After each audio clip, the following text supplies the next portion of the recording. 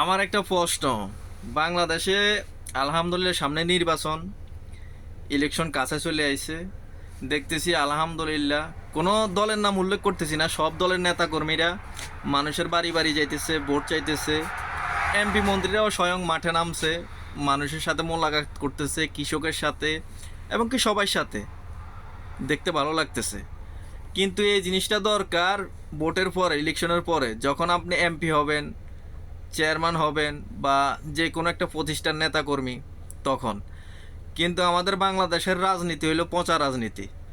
ভোটের আগে মানুষ, এমপি মন্ত্রীরা যায় কৃষকরে, দিন মজুররে সবাই বুকে জড়ায় নেয়, কিন্তু ভোটের পরে আর তাদেরকে পাওয়া যায় না।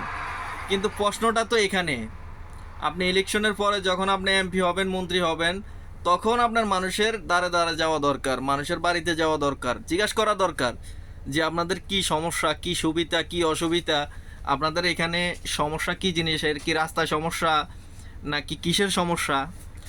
কিন্তু ইলেকশনের পরে এই কথাটা আর কেউ জিগায় না। আর ওই নেতা কর্মীদেরকে, এমপি মন্ত্রীদেরকে আর খুঁজে পাওয়া যায় না। তখন সাধারণ মানুষের যে কোনো একটা ছোট কাজ নিয়েও যে মানুষের দ্বারে দ্বারে ঘুরতে হয়।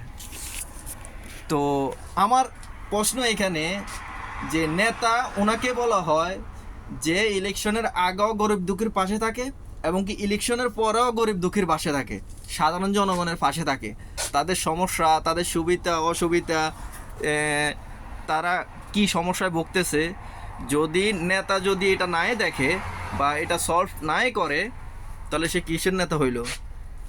কিন্তু আমরা বাংলাদেশে দেখবেন যে ইলেকশনের আগে বা ভোটের আগে আপনার নেতাকর্মীরা মানুষের বাড়ি বাড়ি যায়, আলহামদুলিল্লাহ ভোট চাইতেছে, খুব সুন্দর অবস্থা, দেখতেও ভালো লাগতেছে, কত সুন্দর।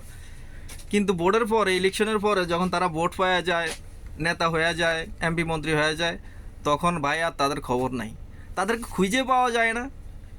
আপনি তার সাথে দেখা করবেন যে একটা সমস্যা নিয়ে, সিরিয়ালে পাওয়া যায় না।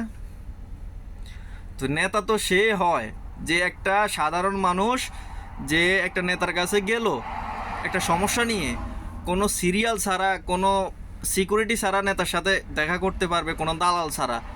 কিন্তু আপনি যান একটা নেতার সাথে দেখা করতে যান, ইলেকশনের পরে একটা মন্ত্রীর সাথে দেখা করতে যান, সিরিয়াল দিতে হবে, তার পিএসের কাছে যাইতে হইব, তারপরে ডেট দিব অমুক দিন আইসেন, ঘুরতে ঘুরতে পায়ের জুতা খোয়া যাইব, টাকা ঘুষ দিতে হইব, তারপর নেতার সাথে দেখা হইব না। তার মানে ওই লোকটার সমস্যার কথাটা আর বলা হইল না। তো আমার মনে হয় ঘাটতিটা আমাদের বাংলাদেশে এখানে।